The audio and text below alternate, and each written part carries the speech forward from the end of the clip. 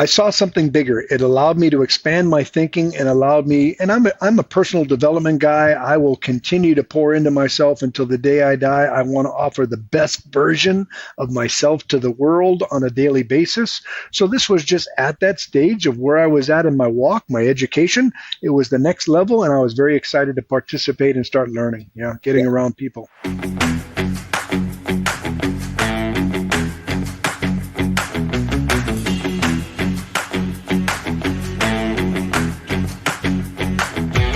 Hey everybody, welcome back to the Keeping It Real Estate Show. If you're looking for a clear outline on how to win in life and in real estate, this episode is for you. I'm very excited to have Rob Rowsell here today. Rob is an award-winning real estate investor, entrepreneur based in Las Vegas, Nevada. His guidance has helped countless people turn their lives around.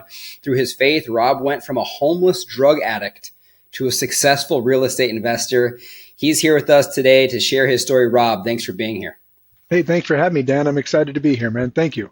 Yeah, so, let's go right to the meat and potatoes there. You were a drug addict, and you told me before the show, I think you said 1999, and you've pulled yourself off the street, and now you're a very successful real estate investor. Let's talk a little bit about how did you get to the streets? What happened where you were addicted? You said meth and heroin, I believe you said.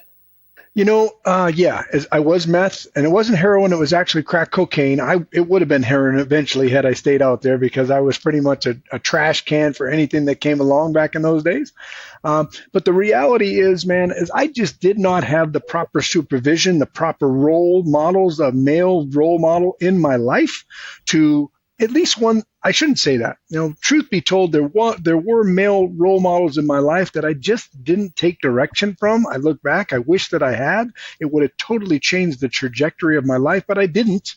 And therefore, I hung around people that I thought were cool, that I thought were the great people to hang around, that were really, really bad influences in my life. And chapter 7 of my book, which is Addicted to Life, is called You Must Understand the Law of Exposure. And the law of exposure is simply this: what you expose yourself to, you shall become, whether you like it or not. And that's why we all have to be so sensitive of our media intake and the people that we're death scrolling through on a daily basis, and make sure that they are uplifting us, encouraging us, teaching us, and guiding us in the right path of life, not just a bunch of garbage, right? Man, that is powerful. So you said what you expose yourself to is what you will become.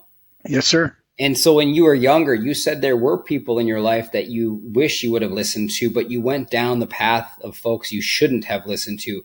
When you were at that point in your life and you had these decisions to be made, we're all making decisions of who we're spending time with, where we're going to go, what we're going to do, what we're going to focus on. What do you think happened in your life where instead of focusing on the group that you wish you would have, you went and focused on the group that brought you down?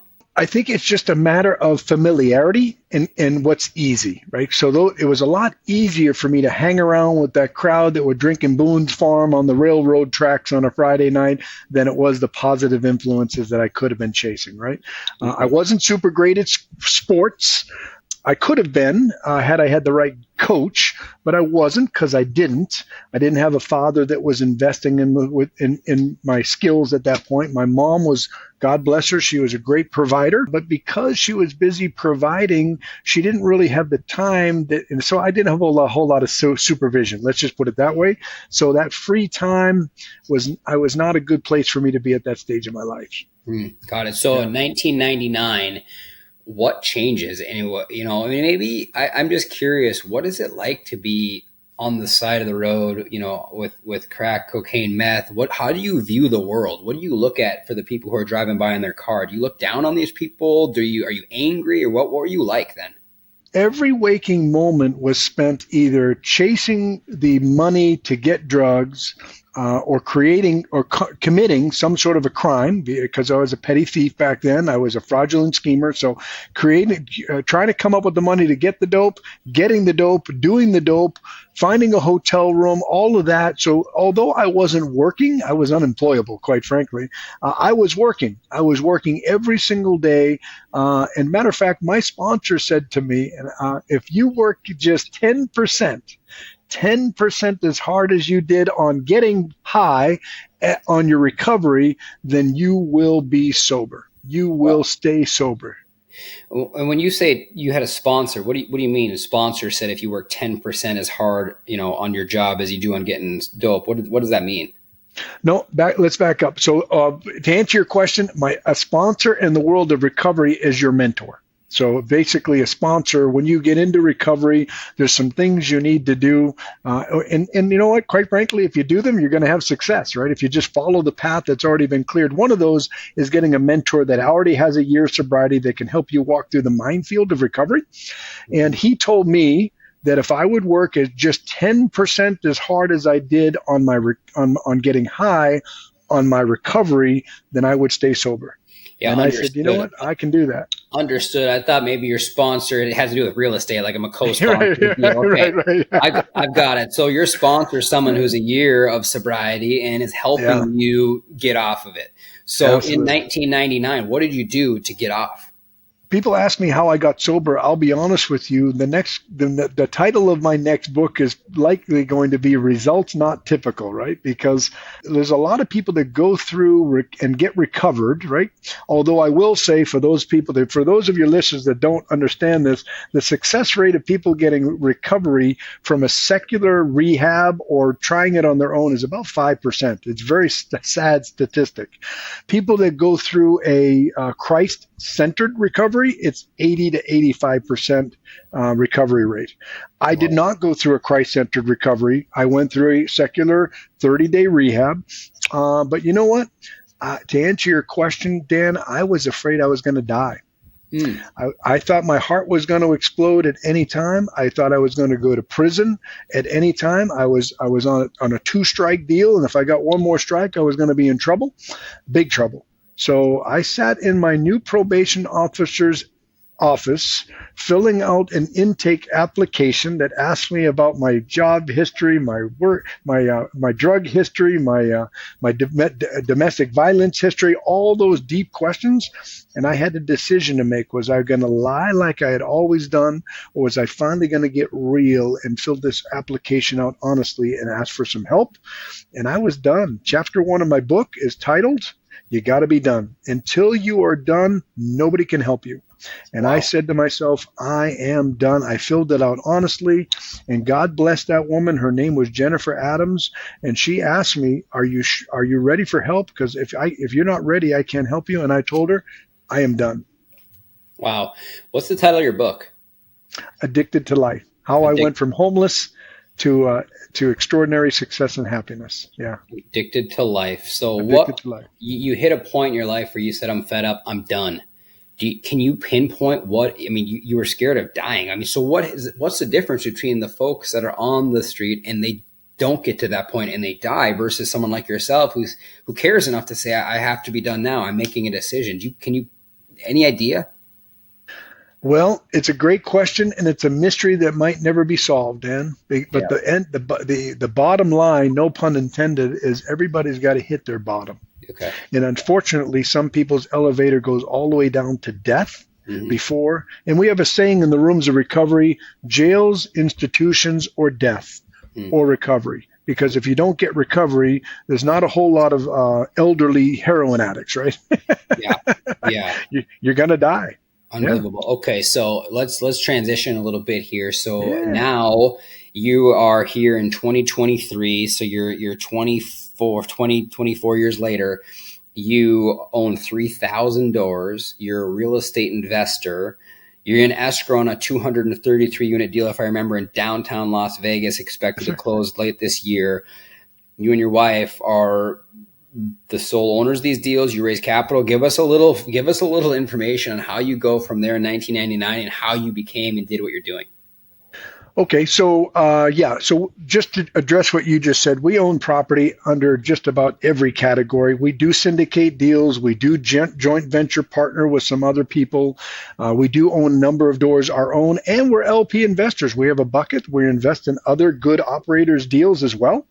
So we own under every category. But to answer your question, by a series of events that only God could have orchestrated, we ended up owning our first business at 5 years sober. and that was an auto repair shop because that was my wheelhouse. Still know that world very well. But over a period of time, we started seeing that the Lord was blessing us, quite frankly, and we had a whole lot of surplus income coming from those businesses, and we wanted to be good stewards of God's money. So we got some education from Robert Kiyosaki's Wealth Intelligence Academy back in 2007, and we learned how to flip houses. And we flipped a lot, and we kept a lot, and we started upgrading to 4-plexes and 12-plexes, and gradually made the transition. Then we ran into a guy by the name of Dave Lindahl from RE Mentor in 2009, and things really took off for us. Although, like I joked to you when we were chatting before we started taping here, I'm not an overnight success. It took until 2018 before we were recognized in his Hall of Fame. But that's when it really took off for us. When we started seeing the bigger picture. A lot of people that'll listen to this episode will be just like I was, and maybe like you were, where I felt like I needed to be able to touch, smell, taste, and drive by every piece of property that I owned. Owning out of state was out of the question, right? So we have to open and expand our minds, and RE Mentor really helped me do that. Yeah. Gosh, interesting stuff. So you guys go to a Robert Kiyosaki seminar. What made you go there? What were you like, yeah, I'm going to go to real estate and I'm going to go and learn how to flip homes? Where did that desire come from, or idea? I was walking through the airport one day, and I they've got the bookstore, that you see all the time, and the popular titles are always out front. And he had a book called Retire Young, Retire Rich. I had not heard of the purple pill, Rich Dad, Poor Dad. I was totally oblivious to any of that.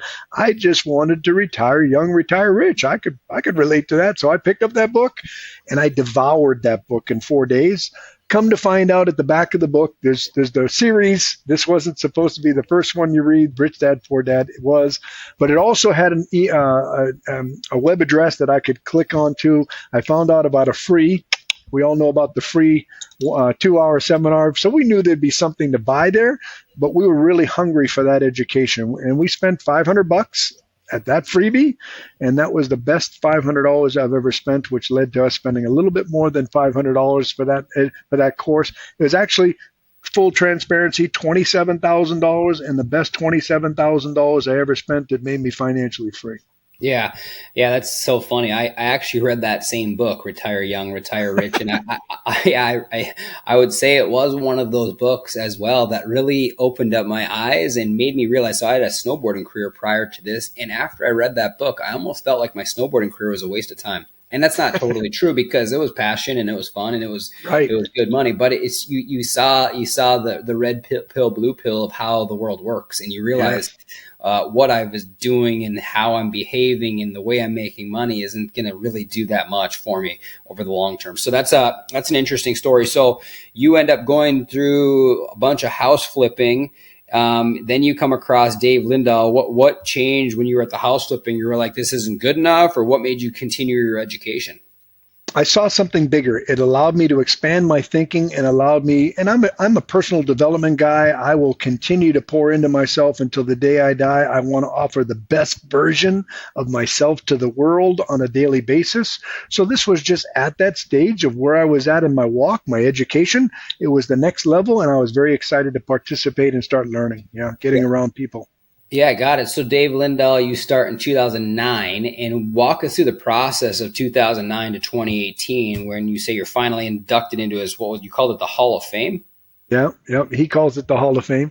So we took a number of properties that we owned in the San Diego area, because our goal, our local mentor, taught us that if you're house flipping, your goal in San Diego, where it's an equity state, should be to keep every third or fourth house, meaning the profits from the first 1, 2, or 3 should buy the fourth one cash, no hard money, put a renter in it and keep it.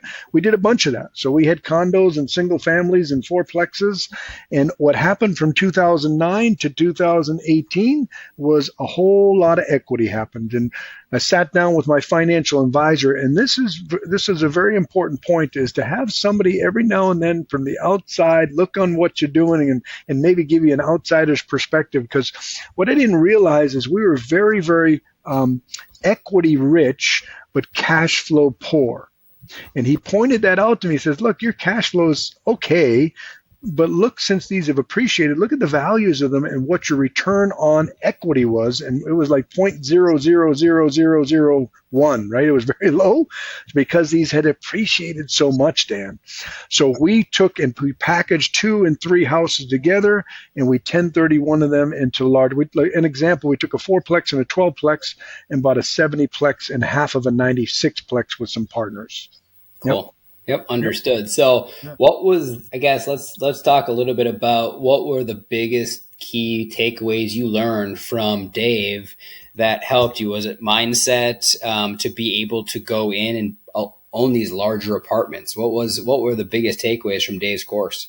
You hit the nail on the head. All is a yes. One of them is mindset. Hey, I am worthy of this, number one. I am capable of this, number two. And with the right people around me, I can accomplish this. I also read his book, Multifamily Millions. Phenomenal read for anybody that's thinking about doing multifamily or in the midst of doing multifamily. You know, for those of you that don't know, and this is just my humble opinion, Dave Lindahl, back in those days, he was the only one that was doing it. He's the GOAT as far as I'm concerned, although a lot of people, and there's a lot of educators out there now doing multifamily, I think if you trace their roots, you'll find out a lot of them trace back to Dave Lindahl.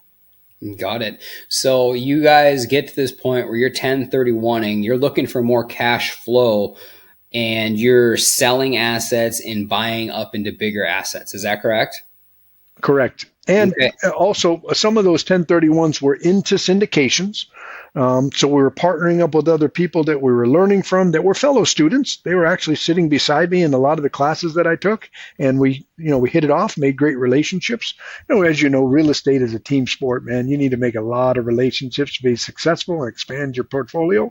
So we did a lot of that. And then eventually they saw the value that Claudia and I brought to any partnership, and they were inviting us into other projects that had nothing to do with 1031s. Yeah, understood. So what would be, I guess, when you guys started buying apartments, what was the biggest awakening you guys had, or what was the biggest advantage you saw versus flipping? Because let's just say we got listeners on here who are big into flipping, and all of a sudden now you're kind of transitioning into a multifamily owner. What was it that separated, or what was the best, advantage of multifamily versus flipping? Well, unless you develop a machine with a team in place and surround yourself with a bunch of leaders that you're going to pour into that is running your house flipping, it will always be an active investment. Right. Mm. So flipping a house, and the moment you go on vacation for a week, other than maybe your contractors working on the 2 or 3 that you got going, things are going to be pretty much sitting still because it's so active. Multifamily, as long as you've got a large enough team or a team that's going to handle the asset management side of it, we're involved with some of that. But for the most part, it's not something that I need to be a part of on a daily basis. So that's what we really liked about it, was the passive aspect. Mm. Mm-hmm. And so give us kind of some numbers of what could you expect? Let's say you buy a 100-unit property. What kind of passive income would you receive on a deal like that? I mean, let's just say you bought it on your own, or a small syndication. What kind of passive income would you create as a general partner on a deal like a 100-unit deal? That's really going to depend on there's a lot of variables. And I know you already know that. Like, well, what is the value play? What is the renovation plan? How much money are we putting in the property? How long is the renovation plan?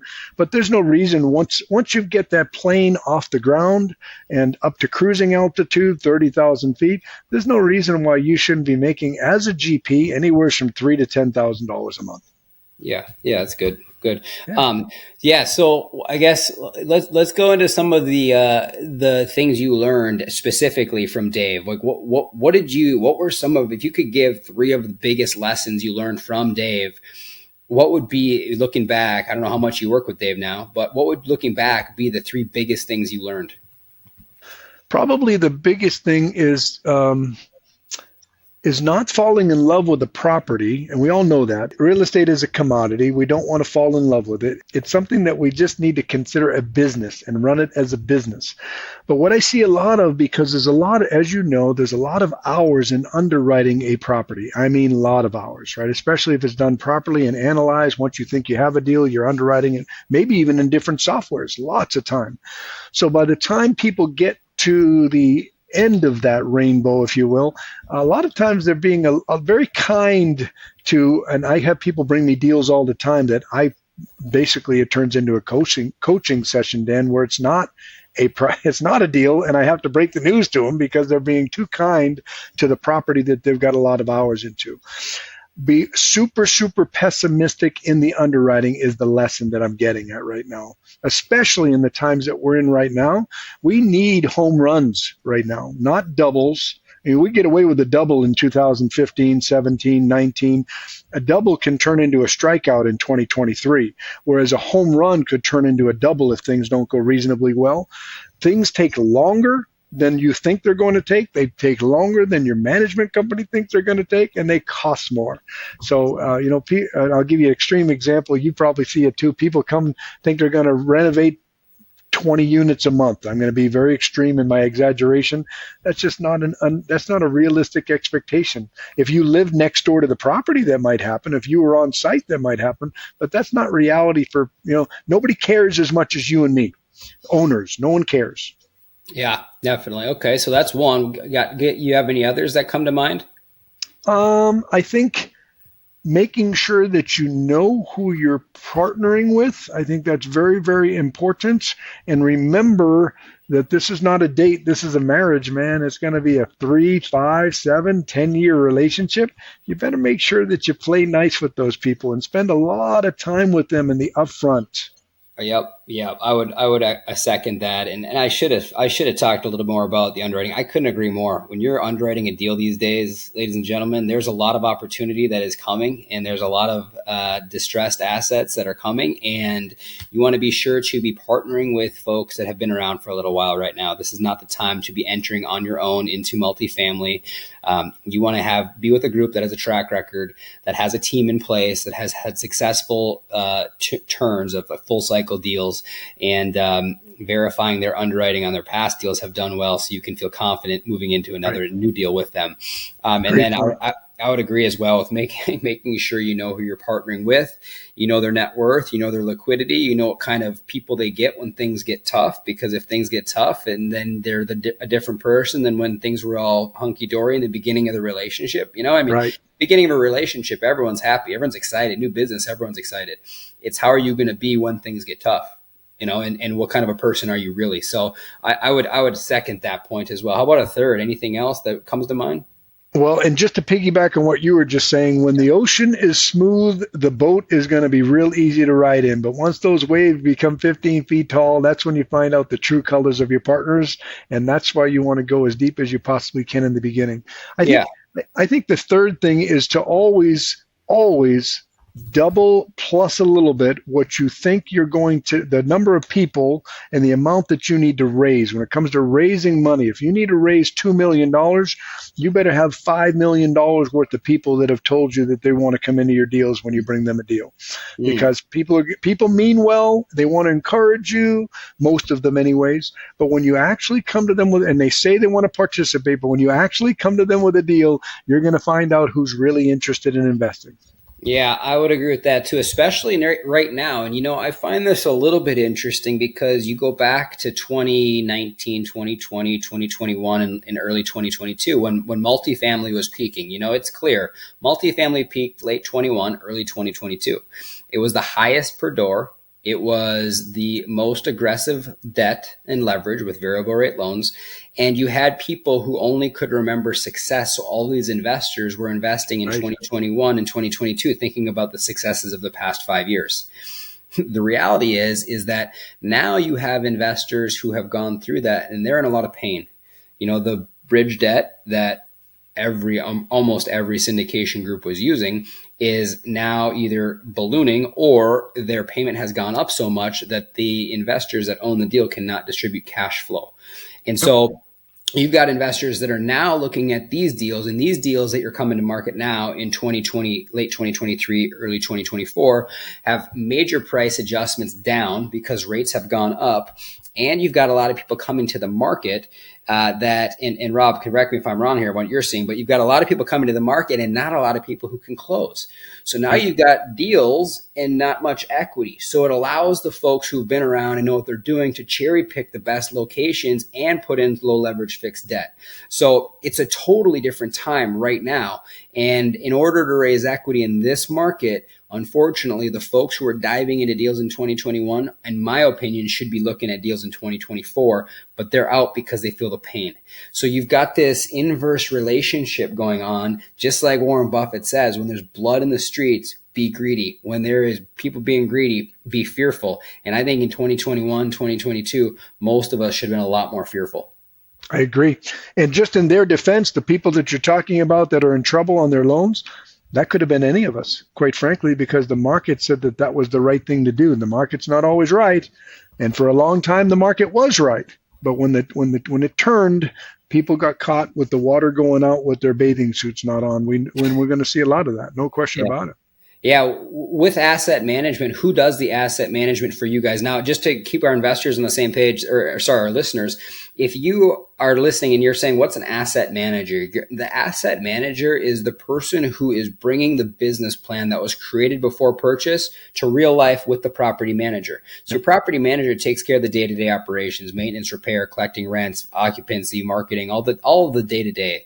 But you, as the business owner with your team, created a business plan, very likely. And when you close, your job is to implement that business plan successfully. So that's the asset manager's role. Do you guys do your own asset management? Do you do it, Rob, or who does it? Just for listeners' benefit as well, by the time you get to the closing table, your property manager, your prospective manager that you've decided to hire, has already been presented that business plan long before you even finalize the PSA, because it's very important that your returns are right. And they've adopted that, meaning they've accepted that what your projections are, and sometimes they'll correct you and says, no, I don't think we can A, get that much rent, B, do renovations that quick, or what have you. And then your asset manager, if you do use a third-party company, we use Kim Brugman from Lighthouse Property Management. She's out of Georgia. She's overseeing thousands of units across the country. Her and her team of 12 do a fantastic job. But we also have partners from our original stuff that we've had for a number of years that they accepted that role and agreed to do that role. They're getting paid the asset management fee to do that role. And then on our own stuff, we're still doing some of that ourselves as well. Okay, gotcha. Yeah, I would say asset management, when you guys are looking at investing in co-GPs, and when I say investing in co-GPs, you're really investing in the horse, the people who are going to direct the deal. What kind of deal did they find? What's their reputation? What's their track record? But the folks that are asset managing the deal are going to be the key players that dictate the direction of the deal. And if you don't have confidence in the asset management ability and track record of the general partner, you're just not ready to invest yet. Nothing wrong with that. Spend more time, get to know the people better. Ask for some referrals. Go drive and shop some of their properties, and maybe you'll have a better understanding then. When you're looking to invest, Rob, what are you looking for when it comes to, I'm gonna take a risk on this LP and I'm gonna invest my funds? Because you said you're a passive investor as well. Yeah, and I will tell you, you hit the nail on the head. Who am I putting my money on is going to be the key principle that's running that deal. Track record is the key. I go as far as a background check. I would encourage anybody to do that on anybody that's running a deal. But you hit the nail on the head. If I can drive by a property or have a friend that lives in the area of the property drive by the property, we can do a Zoom meeting on the phone. They can walk me through the property. Or maybe I know a property manager in that area. They can also do a drive-by for me because I have a lot of contacts in that area as well. I want to know as much as I can about the area. I can do my own due diligence on that. I put that into some software that I have. It tells me if it's an A, B, C, or D area. Do my own due diligence if I'm not already familiar with the area. If it's self-storage, I want to know the square footage that's available per capita in that area so I can know the likelihood of success for this particular investment. So there's a lot of different key metrics, but one of the main things that's 90% of my due diligence is that operator and their track record. Yeah, definitely. What would be some horror stories? What are some things that you've seen? I mean, I'm sure in your time in real estate since 99 to now, what's the biggest error, the biggest lesson, biggest thing you'd say to watch out for LPs as they're looking to invest, or what's one maybe even more of what is the disasters have you seen on your assets that you guys had to get out of? What exactly happened? Well, I knock on wood and thank the good Lord, I haven't had any disasters on the stuff that we've purchased. I did not get caught up in any fluctuating debt. It's all been a fixed rate, so praise the Lord for that. But I will tell you that what I've seen is operators taking on too many new properties all at once. In other words, rapid successions of closing 7, 8, 6 properties in 1 year. I understand, and you do too, that purchasing an apartment complex is like purchasing a business. I owned 5 auto repair shops. It took me 18 years to get to the 5th one. That's kind of how I look at apartment complexes. I would have never in a million years taken down 5 auto repair shops in 1 year. That's just too much risk of downfall. Yeah, I think if you are going to be investing with bigger groups that are buying at a faster pace like that, they got to have a team, and the team's got to be educated and they got to be sophisticated. I don't know the pace in which BlackRock is consuming assets, or some of these major firms. So if they are bringing assets out quicker, look to get their track record, look to see who's on the team, how many people are in the back office working on the business, and how have they done. So, well, great. If our listeners want to get a hold of you, Rob, what's the best way for them to reach out? Go to my website, robrowsell.com. The last name is Rowsell. I have an inner circle community that evolves around my book. It's called the Addicted to Life Inner Circle Community. And I have 6 pillars that we teach off of, and it's the 6 pillars that I live by, Dan. Number 1 is my walk with the Lord. Number 2 is my health. Number 3 is my relationships. Number 4 is my personal development. Number 5 is my wealth. And number 6 is my contribution back to the communities that have treated me so well. And that's what we talk about on a monthly basis. We have a monthly call. It gives you access to me and one-on-one help throughout the month on whatever project you might be working on. I give it away. It's $397 a month, but I would very much love to chat with anybody that wants to take their education on real estate to the next level. Ladies and gentlemen, thank you for tuning into this week's episode of Keeping It Real Estate. Please do give us a 5-star review if you enjoyed this episode, and feel free to refer this episode to a friend if you think they'd enjoy it. Thank you so much, and we'll see you next week. Thanks, Rob, for being on. Thank you.